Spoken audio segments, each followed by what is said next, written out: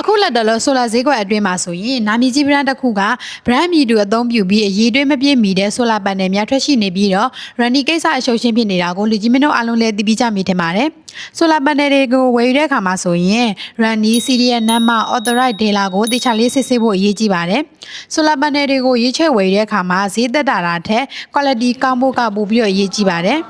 အမည်တူ brand များ quality မပြည့်စုံတဲ့ဆိုလာပန်နယ်များကြောင့်ရေရှည်အသုံးပြုတဲ့အခါမှာ performance ကျဆင်းခြင်း running များနိုင်ခြင်းပြဿနာများဖြစ်ပေါ်လာပါတယ်။ဒါကြောင့် certification ပြည့်စုံမှု long term running global standard နဲ့ထုတ်လုပ်ထားမှုယုံကြည်ရတဲ့ supplier အဲ့ဒီအချက်တွေနဲ့ပြည့်စုံစွာဖြည့်ဆည်းပေးနိုင်တာကတော့ JA Solar Panel ပဲဖြစ်ပါတယ်ရှင်။ JA Solar ရဆိုရင်ကမ္ဘာတဝန်းနိုင်ငံပေါင်း130ကျော်အထိတင်ပို့ရောင်းချနေပြီးတော့ကမ္ဘာအဆင့်တမတ်ချက် Solar Module တင်ပို့မှုရဆိုရင်အမြဲတမ်း top 5 စီးရင်မှာပါဝင်နေတဲ့ Solar brand တစ်ခုပဲဖြစ်ပါတယ်ရှင်။ battery standard ပြည့်မီခြင်း long life performance အတွက်ထုတ်လုပ်ထားခြင်း cell quality ကောင်းပြီး panel efficiency မြင့်မားခြင်းကြောင့်အထောက်နိုင်စွမ်းအလွန်ကောင်းခြင်းရုံးရင်းပျက်စီးမှုနဲ့ပြီးရေရှည်သုံးမယ်ဆိုရင်တိုးတက်လာတဲ့ brand တစ်ခုပါထုတ်လုပ်တဲ့အချိန်မှာ testing များများထုတ်လုပ်ထားတဲ့အတွက် quality control အထူးကောင်းမွန်ပါတယ်